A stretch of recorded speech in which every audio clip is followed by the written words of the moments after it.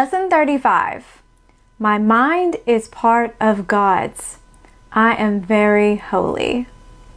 Today's idea does not describe the way you see yourself now. It does, however, describe what vision will show you.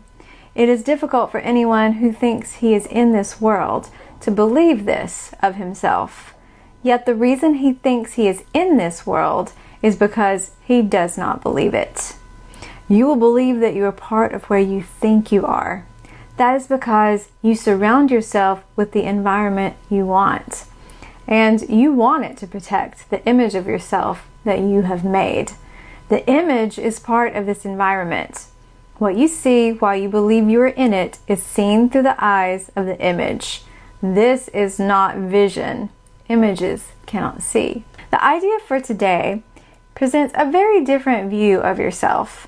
By establishing your source, it establishes your identity, and it describes you as you must really be in truth.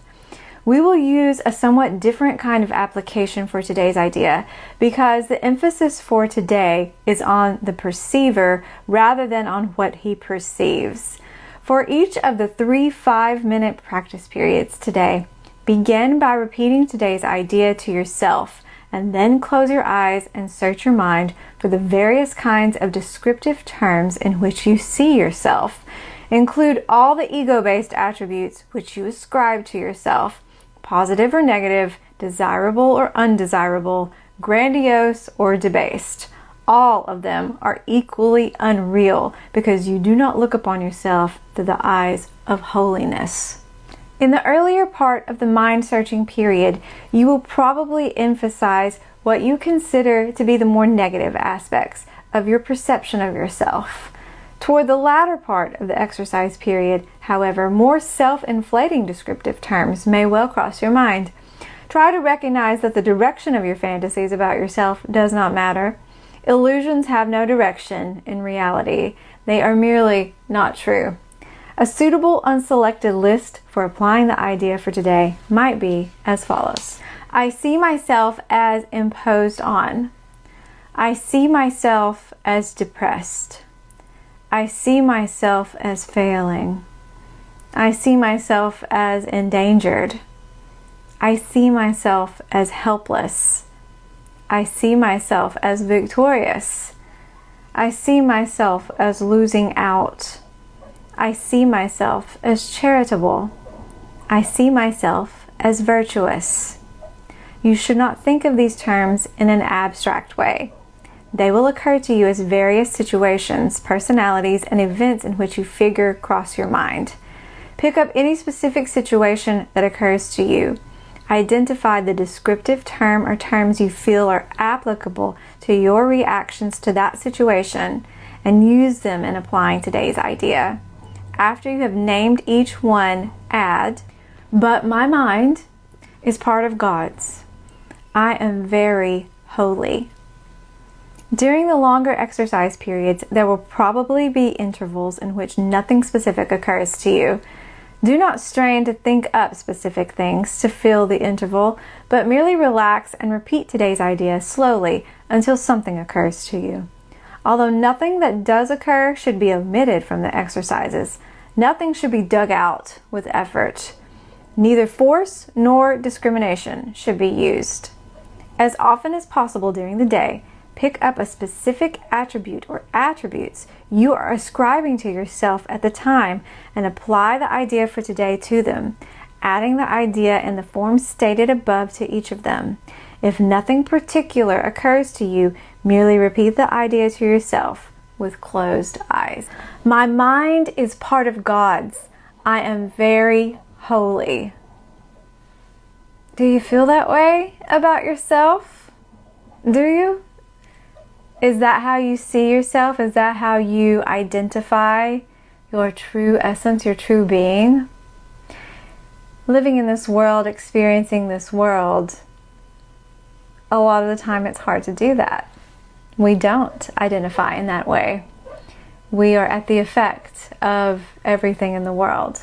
This is a really great exercise when the imposter syndrome and the self-doubt and the lack of self-confidence and self-worth start to creep up at various times. That section where it's talking about doing the exercises, 3 5-minute periods of mind searching today.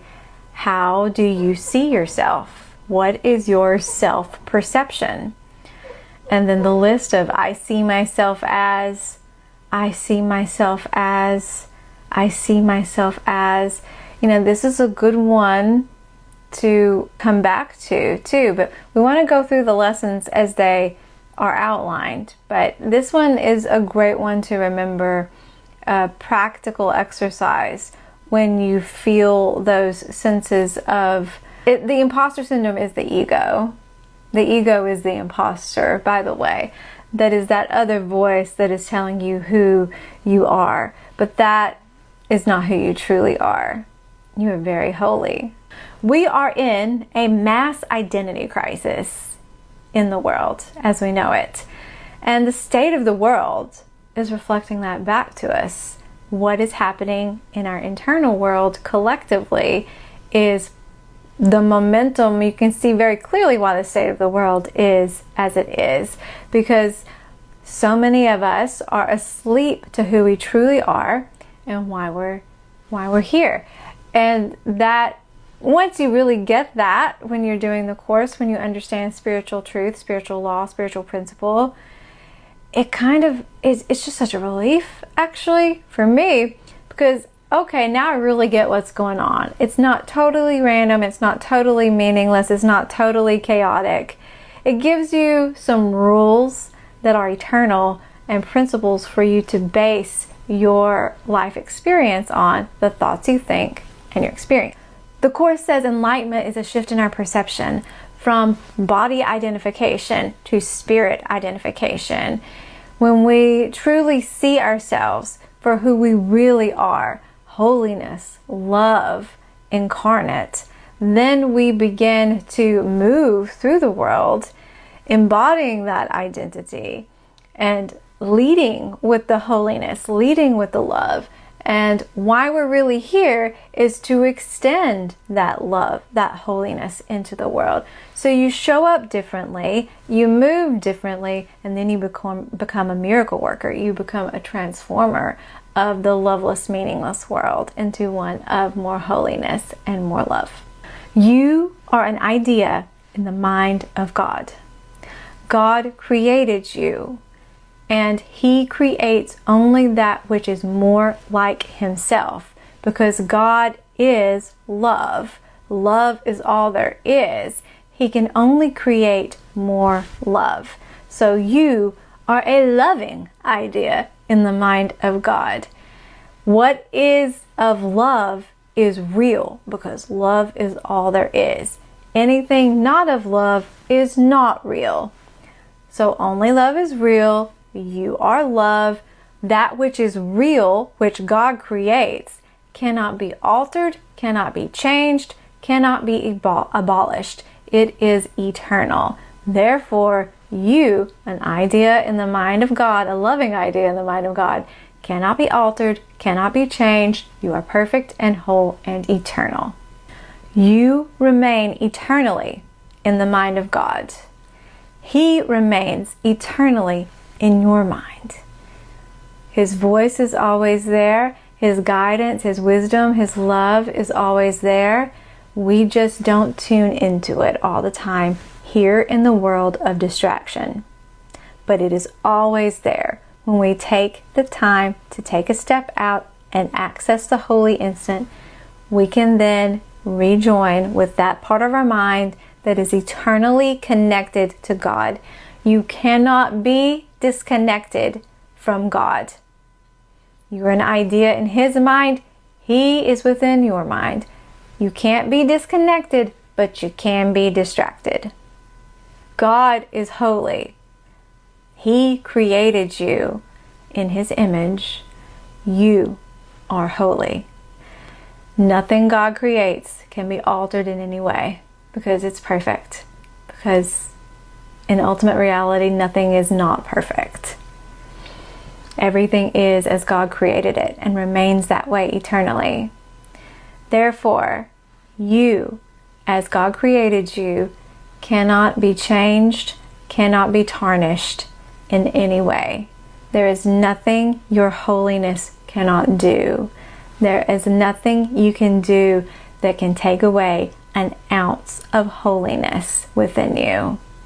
God is in your mind. You are very holy. Now go out and walk like that today. Lead with your holiness, lead with your love, and transform everything that is not of love into that which is the good, the beautiful, and the holy. I'll see you tomorrow.